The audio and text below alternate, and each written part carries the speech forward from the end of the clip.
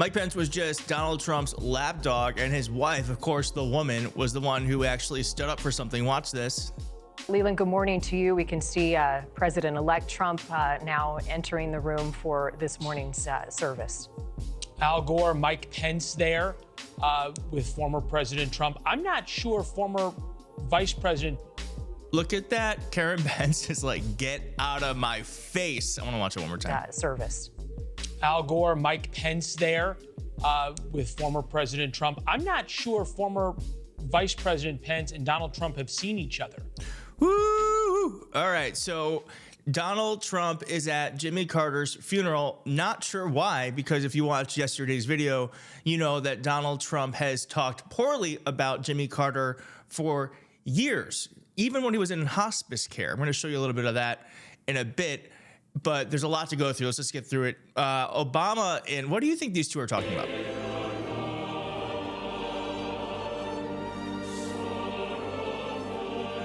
So strange. These events where every president shows up are so strange because they have to interact. And remember, this is the man who said Obama was not born in America, that he had to show his birth certificate. And Obama eventually did that. And it was that racist lie that really launched Donald Trump's political career. It's what got him on Fox News, got him a lot of attention, and really was a precipice for him running for president. So this is just a really strange interaction. Like, what could he possibly be saying that Obama would be laughing? All right, and then Donald Trump would not stop staring at Kamala Harris.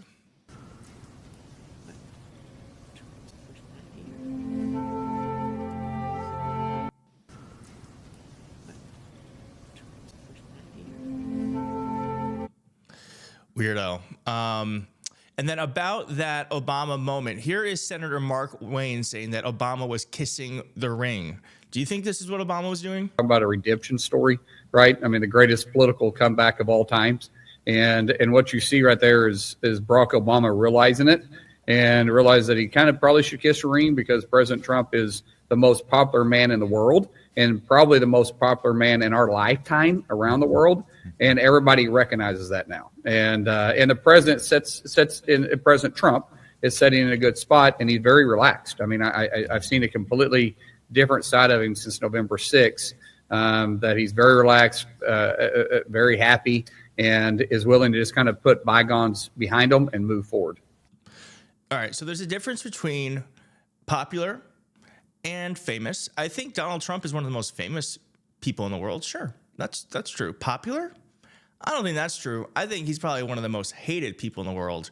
Does that make him popular? No, I think that might make him infamous, but it does not mean he's popular. So let's just cut that crap out right now. And Donald Trump is relaxed because Donald Trump knows he's never going to go to jail. He's never going to go to jail because he did the thing. He delayed. Merrick Garland dropped the ball on every single federal criminal charge against him. He filed them too late, and Donald Trump got away with it. He got away with it. The Supreme Court helped him. They gave him a layup, and now he is going to be president again. It's disturbing. So yeah, I would be relaxed too, to be completely honest. And then Biden, which is his title, Biden went after Donald Trump to his face at the funeral. Look at what he said. Real quick, if you're liking this video, please hit like on the video. It does boost it into the algorithm. And if you're not subscribed, please consider subscribing. Thanks so much. You know, we have an obligation to give hate no safe harbor and to stand up to what my dad used to say is the greatest sin of all, the abuse of power. That's not about being perfect, because none of us are perfect. We're all fallible.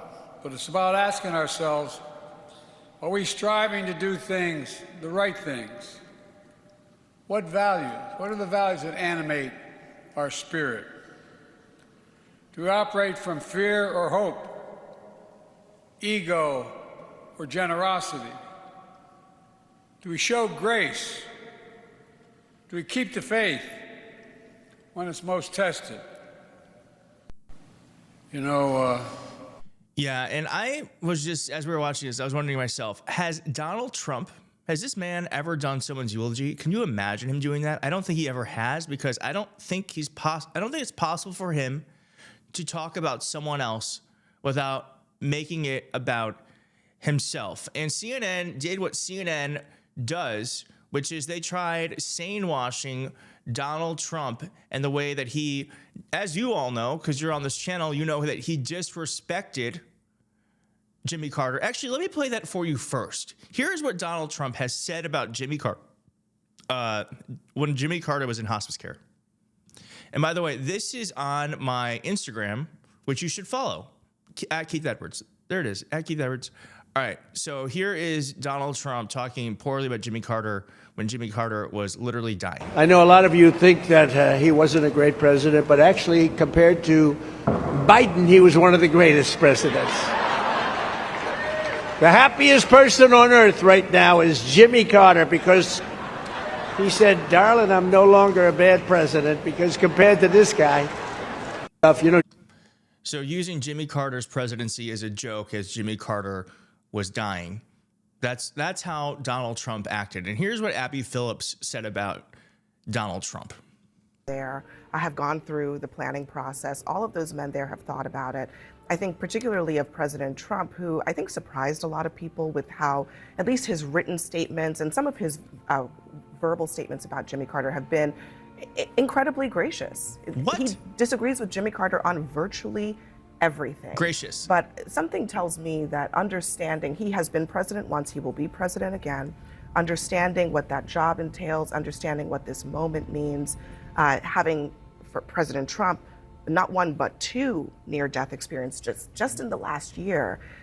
He has been incredibly gracious about Jimmy Carter in at least his written word and some of his spoken word, despite a lot of policy disagreements, including some that he's trying to actively overturn right now as we speak. I have gone. So that is the reason why people are not watching the news anymore. And it's so scary. It is so scary because they are doing the thing. They are complying in advance. They are rewriting history in order to get in Trump's good graces because they are afraid of Donald Trump going after them either personally, professionally, or shutting down their business. And that, to me, is the beginning of the end of a democracy when the free press no longer feels free. It's terrifying. It's terrifying. And I don't know what is going on because why is Obama yucking it up with Donald Trump? I would love to hear your opinions. Thank you so much for watching, and I'll see you next time. Bye-bye.